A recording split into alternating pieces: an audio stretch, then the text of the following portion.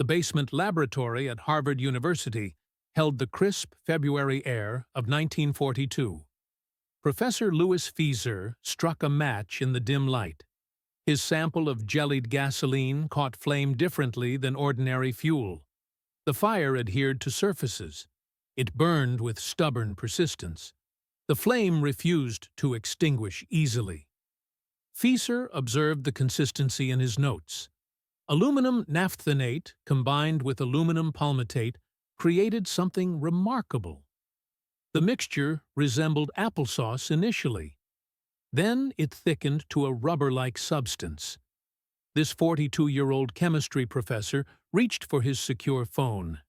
His Valentine's Day discovery would reshape Pacific warfare. A weapon capable of reaching the deepest fortifications, something that could penetrate where conventional bombs failed. The professor had no notion his breakthrough would fuel history's most destructive incendiary campaign. Pacific combat had taught harsh lessons to American forces. Japanese defenders never surrendered willingly. Underground positions honeycombed the volcanic islands. Cave systems carved through solid rock stretched for miles. Coral-reinforced concrete bunkers dotted the landscape. Conventional weapons proved inadequate. Iwo Jima contained 11 miles of subterranean defenses. Okinawa's soldiers converted ancient burial caves into machine gun positions. Regular bombs bounced harmlessly off these fortifications. Artillery shells barely scratched hardened surfaces.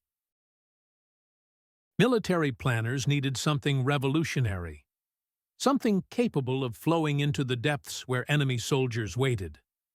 The solution emerged from an unexpected source: a Harvard professor working on synthetic rubber when war erupted. A man initially opposed to chemical weapons who answered his country's call. Louis Frederick Fieser was born April 7, 1899, in Columbus, Ohio. His research had focused on vitamin K synthesis and blood coagulation studies. Now he would father modern incendiary warfare. Harvard's soccer field hosted the first test on July 4, 1942. The location seemed almost absurd for weapons testing. 45 pounds of the new compound sat in a shallow water pool. Cambridge fire departments waited nervously nearby. Tennis players on adjacent courts remained oblivious to the approaching demonstration. White phosphorus triggered the napalm ignition. Flaming globs erupted skyward before splashing into water. The burning continued underwater. Tennis players shrieked and fled as gel stuck to everything it touched. Water couldn't extinguish the flames. Temperatures ranged from 800 to 1200 degrees Celsius. Fieser's calculations proved accurate in this dramatic fashion. His weapon burned 6 times hotter than thermite. Unlike gasoline's explosive fireball, napalm projected in controlled streams. Cave openings, bunker slits, and pillboxes could be targeted precisely. Aluminum soap compounds created the sticky consistency. The gel adhered to surfaces, uniforms, and human skin. Standard incendiary weapons succeeded in 1 attack per 60 attempts. Napalm achieved success rates of 1 in 3 attacks. These statistics were compelling to military planners. The revolutionary chemistry changed everything about incendiary warfare. Production commenced immediately at multiple facilities. By mid-April 1942, manufacturers had developed a brown powder that appeared harmless. Mixed with gasoline, it transformed into something terrifying for enemies. The Chemical Warfare Service ordered massive quantities. Dow Chemical rapidly expanded manufacturing capacity. America produced 500,000 pounds of napalm by 1943. Production reached 8 million pounds by 1944. The M69 incendiary bomb was specifically designed for napalm deployment. Each bomb weighed exactly 6.2 pounds. Jellied gasoline would spray across a 15-foot diameter when detonated. 38 M69s packed into each E-46 cluster bomb. The cluster opened at 2,000 feet altitude during drops. Individual bombs scattered across target zones below. Europe saw napalm's first combat use in August 1943. Allied forces employed it during the Sicily invasion. However, Japanese fortifications would provide its ultimate test. Positions that had proven impervious to conventional attack awaited this new weapon. Tinian Island in the Marianas Chain experienced napalm's Pacific debut on July 22, 1944.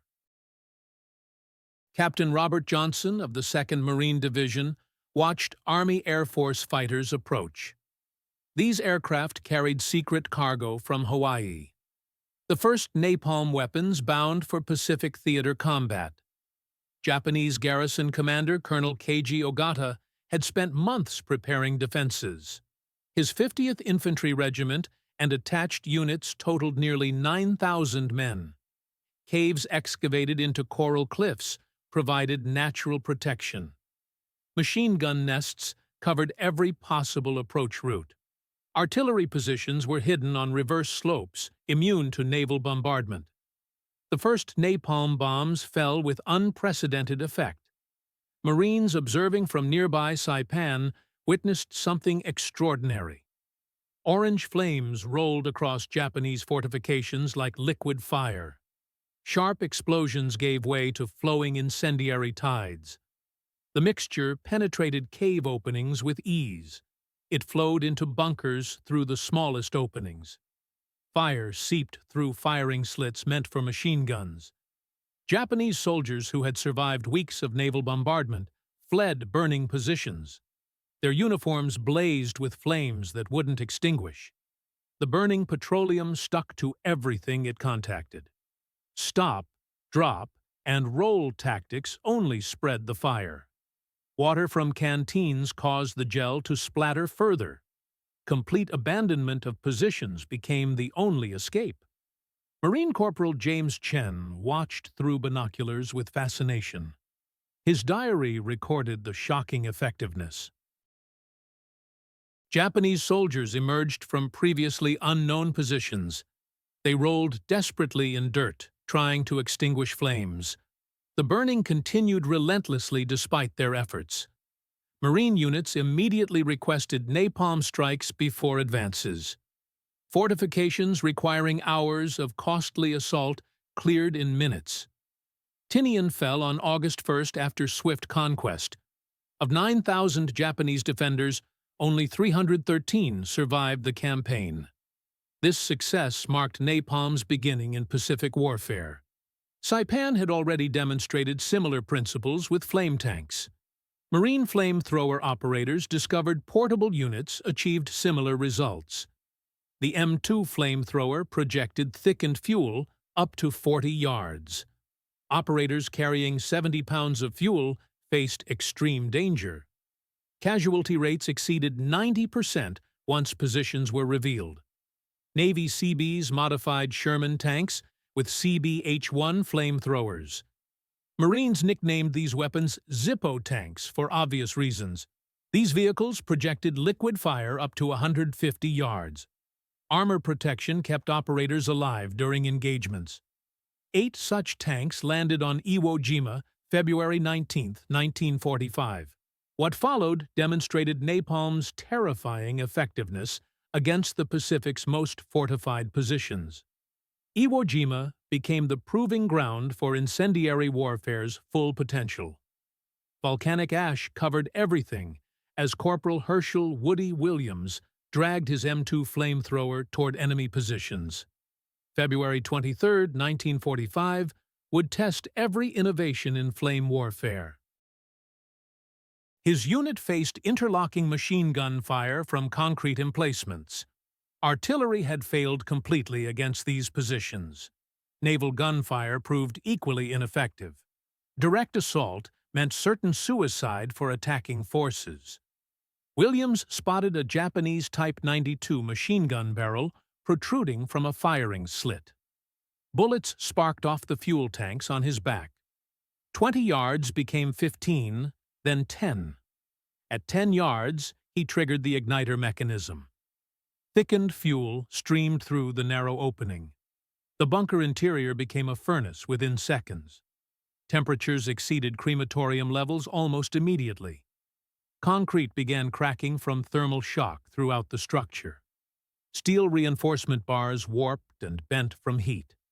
The machine gun barrel turned cherry red, then white-hot, finally melting completely. No human could survive more than seconds inside. Williams crawled toward the next fortified position. An underground complex connected by numerous passages awaited. He discovered a ventilation shaft barely 6 inches wide.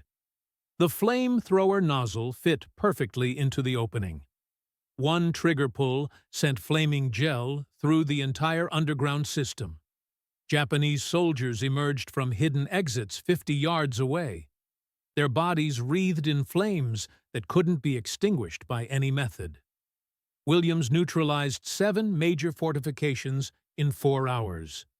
Positions stopping an entire Marine regiment were cleared by one man. He received the Medal of Honor for these actions. The real hero was the weapon he carried into battle. Lieutenant General Tadamichi Kuribayashi commanded Japanese forces on Iwo Jima. He had spent a full year turning the island into an impregnable fortress. His defensive doctrine was elegantly simple: make Americans pay with blood for every yard gained. 21,000 troops had excavated miles of passages through solid volcanic rock. Food, water, and ammunition were stockpiled for month-long sieges. Kuribayashi studied American tactics extensively. He understood their reliance on superior firepower completely. His defenses occupied reverse slopes, where naval guns couldn't reach effectively. Suicidal banzai charges were strictly forbidden. Troops would fight from fortified positions until death claimed them. He believed his defenses were absolutely impregnable. Napalm had not entered his calculations. Modified Sherman tanks arrived on the battle's second day.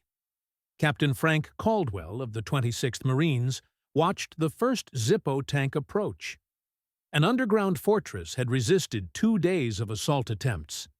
The tank's flamethrower erupted with devastating effect. Burning petroleum streamed 100 yards into the cave mouth. The incendiary mixture flowed like water through every passage.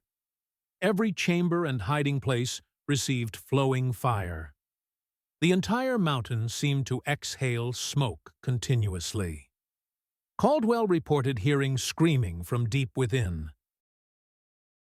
Japanese soldiers emerged with clothing and skin aflame. Those reaching the surface were cut down by Marine riflemen. Those remaining inside were completely incinerated. Military planners estimated the complex would require a week to clear. It was neutralized in exactly 20 minutes of flame attack.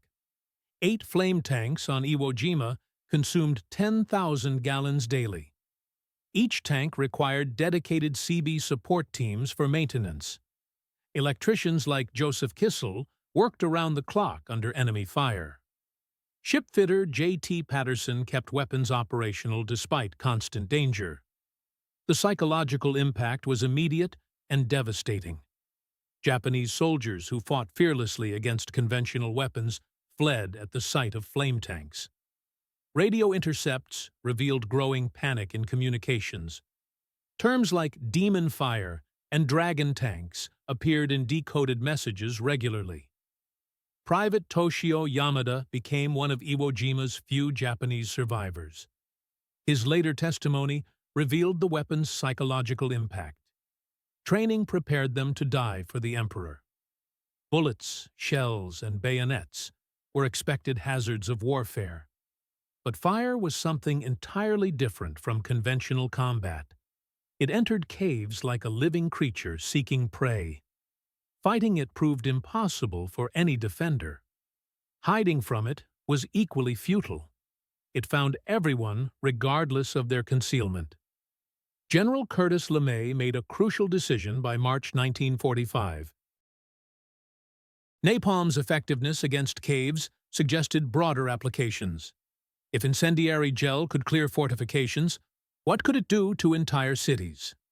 Operation Meeting House began at 5:34 p.m. on Guam, March 9, 1945. Major General Curtis LeMay watched 334 B-29 superfortresses roll down runways. Each bomber carried deadly cargo. 40 cluster bombs containing 1,120 M69 incendiary devices targeted Tokyo. LeMay had struggled with high-altitude precision bombing for months. Jet streams pushed bombers off course consistently. Cloud cover obscured targets regularly throughout operations. Anti-aircraft fire at 30,000 feet proved deadly accurate. Results from conventional bombing were absolutely dismal. Taking command of 21st Bomber Command in January 1945, LeMay faced relief unless results improved dramatically. The arithmetic of destruction compelled a change in tactics. One incendiary cluster could destroy areas 100 by 300 feet. Tokyo's residential districts contained densely packed wooden houses. Paper walls and straw mats dominated construction materials. Japanese war production depended on thousands of small factories scattered throughout residential neighborhoods. Area incendiary attacks could destroy what precision bombing missed entirely. LeMay stripped B-29s of defensive guns to carry more ordnance. Night attacks at low altitude would improve accuracy significantly. Flying between 5,000 and 9,000 feet put bombers below effective anti-aircraft gun range. Pathfinder aircraft arrived over Tokyo just after midnight, March 10th. They marked a 3 by 4 mile residential district housing 750,000 people. Incendiary bombs created an X-pattern marking system. The main force followed, dropping 1,365 tons of incendiaries. Streams created a precise grid of fire across the target area. Individual fires merged into a firestorm within 30 minutes. Ground-level heat approached molten lava temperatures. Superheated air created winds exceeding 100 miles per hour. Oxygen was sucked from bomb shelters throughout the area. Fresh air fed flames with increasing intensity. Concrete boiled under extreme heat. Steel melted into twisted shapes. The Sumida River turned to scalding steam. Fire Captain Tetsumu Takahashi logged his final report at 12:48 a.m. Fire beyond control. Equipment useless. The city is dying. Tokyo's fire department deployed 8,000 men with 1,000 pieces of equipment. Exactly 3 ladder trucks could reach beyond 30 feet. Training prepared them for conventional bombing and normal fires. Nothing prepared them for this unprecedented inferno. Napalm stuck to their equipment and melted hoses. Water turned to scalding steam upon contact. Dawn revealed 16 square miles of complete incineration. Conservative death toll estimates reached 87,500 people. Japanese sources suggest over 100,000 perished that single night. More died than in either atomic bombing. 1 million residents were left homeless. B-29 tail gunner Sergeant James Gran reported conditions at 5,000 feet altitude. The smell of burning flesh was overwhelming. Thermal updrafts from fires threw their 65-ton bomber around like a leaf. LeMay was just beginning his systematic campaign. March 11th brought Nagoya's destruction. 313 B-29s eliminated Mitsubishi aircraft engine plants and surrounding districts. 2 days later, Osaka's industrial heart burned for 72 hours continuously. March 16th saw Kobe's port facilities reduced to twisted metal and ash. 10 days of incendiary raids destroyed more Japanese industrial capacity than 2 years of conventional bombing. Air Force napalm consumption exceeded American production capacity. Emergency production facilities were established nationwide. Monthly production approached unprecedented levels by June 1945. Tactical lessons from island cave clearing were being applied strategically to Japan itself. The weapon had scaled from individual bunkers to entire cities. Okinawa became the final proving ground on April 1st, 1945. If Iwo Jima represented hell, Okinawa exceeded it. 450,000 civilians were trapped between 100,000 Japanese defenders and 180,000 American attackers. Japanese forces had fortified every tomb, cave, and hill.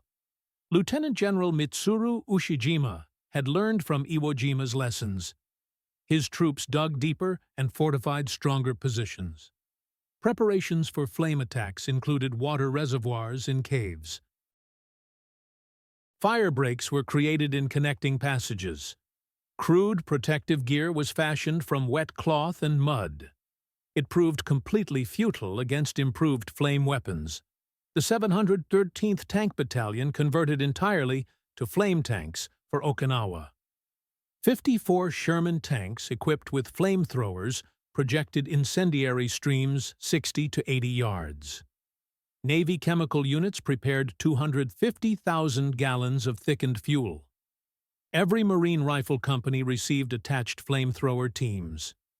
The battle for Wana Ridge demonstrated napalm's tactical evolution. Japanese defenders created interlocking fortifications on reverse slopes. Artillery and air attacks proved ineffective against these positions. 1st Division Marines spent 3 days advancing 100 yards while suffering massive casualties. May 14th brought innovative tactics to the battlefield. Marines hauled barrels of incendiary mixture to ridge tops. Rifle fire punctured the containers deliberately. Rolling barrels down into Japanese positions created flowing rivers of gel. White phosphorus grenades ignited the streaming fire. The entire draw became a cauldron of flame. Defensive works resisting for days were cleared within hours. Private First Class Eugene Sledge observed the devastating attack. Japanese soldiers ran from caves previously unknown to exist. Their clothes and bodies blazed with unextinguishable fire. Some attempted surrender, but timing was too late. Napalm had already completed its deadly work. They collapsed after only a few steps. Fire continued burning even after death claimed them. The psychological impact on Japanese civilians proved devastating throughout the campaign. Thousands sheltered in caves following military instructions. Flame tanks approaching presented impossible choices: burn in caves or emerge into machine gun fire. May 30th brought the discovery of a cave containing 450 civilians near Shuri Castle. Lieutenant John Stevens of the 6th Marine Division attempted surrender negotiations. Their refusal triggered military necessity protocols. Flame tank crews provided 3 warnings in Japanese. No response came from within the cave. The flamethrower ignited, sending deadly streams deep into the cave system. Stevens later testified about hearing screaming for 5 minutes, then complete silence. Final entry revealed mostly women and children inside. Flames had consumed all available oxygen. Most suffocated before fire reached them directly. It was a mercy, Stevens supposed in his testimony. Army Chemical Warfare Service documented every engagement meticulously. Flame tanks consumed 200,000 gallons of thickened petroleum on Okinawa. Underground fortresses requiring weeks of conventional assault were neutralized within hours. Japanese bastions stopping entire divisions fell to flame tank sections. Civilian casualties from flame weapons reached at least 20,000 on Okinawa. Exact figures remain disputed among historians. The weapon designed to save American lives proved indiscriminate in destruction. Colonel Unmacht's flamethrower group had grown from a few Seabees to a major military organization. Hawaiian production facilities operated continuously throughout the campaign. Training programs graduated hundreds of flame tank operators monthly. American industrial might had transformed Feser's laboratory discovery into mass production. The Pacific War had become a comprehensive conflagration by summer 1945. Technology and chemistry had overcome traditional martial virtues. General LeMay's B-29s conducted incendiary raids with mechanical precision throughout July and August 1945. Target lists expanded from major cities to smaller industrial towns. Intelligence identified 180 Japanese urban areas suitable for firebombing. 67 cities suffered attacks with varying destruction levels by late July. Some lost entire districts, while others suffered key industrial area damage. The scope of destruction defied human comprehension. Each B-29 carried 40 cluster bombs per mission. A 300-plane raid delivered nearly 500,000 individual incendiary devices. Every bomb created a 15-foot diameter flame pool burning for 6 minutes at aluminum melting temperatures. Japanese firefighting doctrine collapsed completely throughout July. City after city fell to systematic targeting. Fukui lost 60% of its urban area July 19th. Matsuyama saw 3/4 consumed July 26th. Hamamatsu suffered 85% destruction July 28th. The systematic campaign continued with industrial efficiency. Each raid perfected techniques learned from previous attacks. Japanese industrial production plummeted as workers refused entering targeted factories. Transportation systems collapsed as rail yards burned continuously. Food distribution failed when warehouses were incinerated. The home front sustaining Japan's 4-year war effort was dying under cascading petroleum flames. Prince Fumimaro Konoe, former prime minister, wrote in his diary despairingly, "Americans had discovered Japan's fundamental weakness. A nation built of wood and paper was burning city by city. No defense existed against this demon fire." Japanese military attempted various countermeasures throughout the bombing campaign. Fire breaks were created by demolishing entire city blocks. Underground shelters featured multiple exits for safety. Primitive protective equipment was distributed made from treated cloth materials. None of these measures proved effective. Burning petroleum found its way into every shelter, hiding place, and refuge. Dr. Yoshio Nishina, Japan's leading physicist, was tasked with developing defenses against incendiary attacks. His report to Imperial General Headquarters was utterly bleak. The GL's adhesive properties made removal impossible once ignited. Combustion temperatures exceeded Japanese materials' tolerance completely. Prevention of enemy delivery was the only defense. Since air superiority was lost, no defense existed. Operation Downfall, Japan's invasion, was scheduled for November 1945. Military planners studied Iwo Jima and Okinawa lessons carefully. Japanese defensive preparations on Kyushu were extensive beyond previous campaigns. Intelligence identified 10,000 caves, 5,000 bunkers, and elaborate underground networks awaiting invasion forces. Conventional assault would cost an estimated 1 million American casualties. The solution was incendiary warfare on unprecedented scales. Plans called for 75 flame tank battalions totaling over 4,000 tanks. Chemical units would stockpile 5 million gallons of thickened fuel. Every rifle company would have organic flamethrower squads. B-29s would conduct rolling firebombings ahead of ground forces. Undersecretary of War Robert Patterson gave flame tank production Manhattan Project priority. America's entire industrial capacity mobilized to produce incendiary weapons. The invasion never came. August 6th brought Hiroshima's atomic destruction. 70,000 died instantly from the single bomb. The world gasped at one city's destruction by a single weapon. Curtis LeMay remained unimpressed by the achievement. His firebombing raids had already attacked 67 cities with extensive destruction. Tokyo alone suffered more deaths than Hiroshima's atomic bombing. The atomic weapon was spectacular, but incendiary raids had achieved greater cumulative damage. August 9th brought Nagasaki's atomic destruction, another city destroyed by a single bomb. That same night, 95 B-29s dropped conventional incendiaries on Yawata. The conflagration burned for 2 continuous days. August 14th witnessed the last major incendiary raid.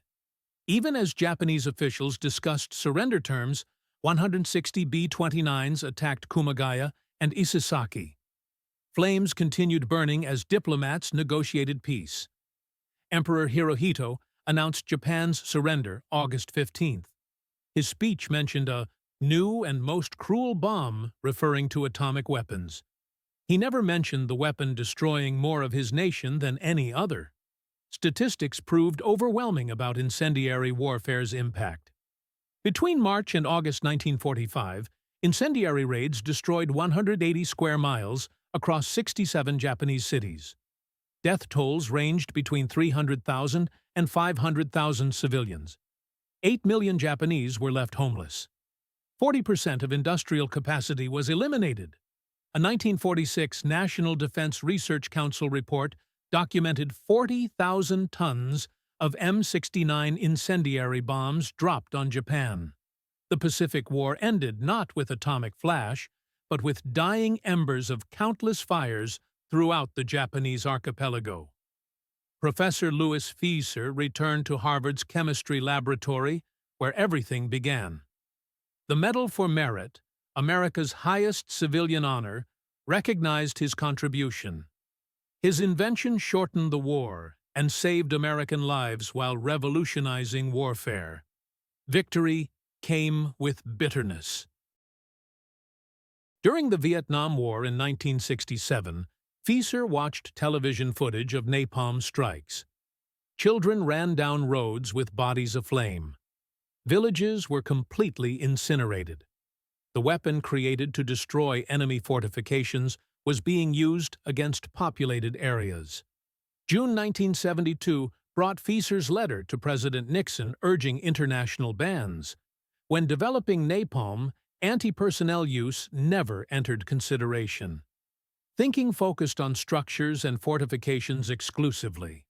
While having no right to judge napalm's morality simply because he invented it, he believed its use should be restricted. Edward David Jr., Nixon's science advisor, replied that napalm use was difficult to predict or control. Only careful attention to the suggestion was offered. Fieser called it a complete brush-off. He died in 1977. Harvard Gazette's obituary mentioned vitamin K work and anti-malarial drug research. No mention of napalm appeared anywhere. The university quietly erased the weapon from his official legacy. The tactical revolution was absolutely complete. Static fortifications' age had ended permanently. No bunker was safe from flowing flames. No cave was deep enough to escape incendiary torrents. The Pacific's volcanic fortresses, carved from solid rock and defended with fanatical determination, had fallen to a weapon developed in a Harvard basement. The 713th Tank Battalion was deactivated in 1946. Flame tanks were scrapped completely. Specialized equipment was destroyed. Seabees, who created them, returned to civilian life. Colonel Unmacht's flamethrower group was disbanded. Records were classified immediately. Veterans rarely spoke of what they witnessed. Marine Corporal Raymond Hart, who served on Iwo Jima, would only say, "Flamethrowers got the job done." Woody Williams, the last surviving Medal of Honor recipient from Iwo Jima, focused post-war efforts on Gold Star families. He never discussed the weapon making him famous. Eugene Sledge wrote that they thought Japanese were cruel, then Americans brought flamethrowers. War makes monsters of everyone involved. Military implications were absolutely clear. Technology had overcome human determination. Chemistry had defeated individual courage. Industrial capacity proved more decisive than warrior spirit. The samurai tradition sustaining Japan for centuries perished in petroleum flames. Modern military doctrine incorporated these lessons immediately. Every major military developed flame weapons subsequently. International law attempted regulating incendiary weapons. The 1980 Convention on Certain Conventional Weapons restricted, but didn't ban their use. The weapon ending one war would feature in many others. The scientific legacy proved remarkably complex. Research into jellied petroleum led to polymer chemistry developments, fire suppression technology, and materials science advances. Aluminum soap compounds making gasoline adhesive found industrial and medical applications. Knowledge gained from studying thermal effects advanced burn treatment significantly. Moral questions remained unanswered completely. Was Tokyo's firebombing a war crime? Were Okinawa's civilian deaths justified by military necessity? Did incendiary warfare shorten the conflict enough to justify its horrors? Historians continue debating these questions without finding easy answers. Japanese survivors formed the Association of Tokyo Air Raid Victims. They documented testimonies and preserved memories. Museums in Tokyo, Osaka, and Kobe display melted artifacts.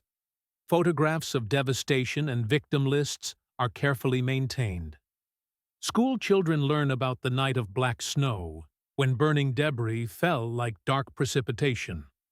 Warfare transformation was absolutely complete. The Pacific War began with torpedo planes at Pearl Harbor. It ended with Japan's systematic incineration. Between those events, combat's nature fundamentally changed. Individual skill and courage still mattered. Technology and industrial production determined final outcomes. Iwo Jima's caves show scorch marks from flame tanks still visible 8 decades later. Okinawa's sealed caves contain remains of those choosing death over surrender to flames. Tokyo memorial parks mark areas where entire neighborhoods vanished in single nights. Professor Fieser's formula was elegantly simple. Aluminum naphthenate plus aluminum palmitate plus gasoline equals napalm. War's calculus had become chemistry. Destruction's chemistry had become industrial production. Limited war's age was permanently over. Standing in Tokyo's ruins, September 1945, General Curtis LeMay surveyed the devastation. More people were scorched, boiled, and baked to death in Tokyo that night than went up in vapor at Hiroshima and Nagasaki combined, he observed. But it was war. Japan started it. America finished it. The Pacific Ocean witnessed modern total war's birth. Not through atomic weapons grabbing headlines, but through humble gel burning unquenchably. Napalm had changed warfare forever. The weapon born in Harvard's basement killed more Japanese than any other American weapon. It consumed a nation believing itself divinely protected. The Strategic Bombing Survey conducted after the war reached stark conclusions. Japan would have surrendered by November 1945 even without atomic bombs or Soviet entry. The systematic firebombing campaign, more than any other factor, broke Japan's ability to continue fighting. Scientists developing these weapons carried heavy moral burdens. Louis Fieser was not alone in his regrets. Many chemists and engineers working on incendiary weapons struggled with their creation's consequences. Seabees modifying flame tanks left few records. Construction battalions trained to build had become instruments of destruction. Japanese survivors carried trauma across generations. Children fleeing through burning streets grew up with recurring nightmares. Gasoline's smell could trigger panic attacks decades later. Burn scars served as permanent reminders, yet from destruction came unexpected results. Japan, reduced to ashes by American firebombing, became one of America's strongest allies. Cities incinerated rose again as centers of commerce and culture. Tokyo, suffering history's most devastating single raid, became one of the world's great metropolises. Military academies worldwide study the Pacific firebombing campaign as both strategic execution masterpiece and cautionary tale about total war's nature. Tactical and strategic incendiary warfare integration showed how single weapon systems could scale from individual bunkers to entire cities. Modern international law has attempted addressing these issues. The Protocol on Prohibitions or Restrictions on the Use of Incendiary Weapons, adopted in 1980, restricts but doesn't eliminate their use. Military necessity often trumps humanitarian concerns. In Japan, firebombing memory serves different purposes. For some, it reminds of militarism's consequences. For others, it's evidence of war's brutality. For most, it's simply human tragedy that should never be repeated. Annual commemorations are attended by fewer survivors each year. American memory of firebombing is more ambiguous. Atomic bombings dominate the narrative. Systematic incineration killing more people is reduced to footnotes. This selective memory serves a purpose. Grappling with 2 atomic bombs is easier than months of systematic firebombing. Technological progression from Fieser's laboratory to Tokyo's ruins took just 3 years. Napalm evolved from curiosity to the most destructive conventional weapon deployed. Today, napalm and its derivatives remain in military arsenals. The principle remains unchanged: jellied fuel that sticks and burns. Professor Fieser spent final years teaching and writing chemistry textbooks with his wife Mary. He rarely spoke of napalm, preferring to focus on other achievements. The weight of his creation never left him. In private moments, he wondered what might have been different. These were pointless questions, he knew. If not him, someone else would have made the discovery. The chemistry was too simple. Military need was too great. Industrial capacity was too vast. The weapon was inevitable once modern chemistry met modern war. The fundamental truth, napalm's use revealed, remains clear. In total war, there are no limits to human ingenuity in creating destruction. Industrial capacity improving life can be turned to ending it massively. As the last survivors pass away, their memories become history. Burn scars fade, destroyed cities rebuild, trauma processes over time. But the capacity for such destruction remains. The war ended. The flames died. But questions napalm raised continue burning. Victory belonged to those who could produce the most terrible weapons and possessed the will to use them. Japan's defensive positions, carved from volcanic rock and defended with suicidal courage, collapsed under American incendiary assault. The fortress Pacific had burned.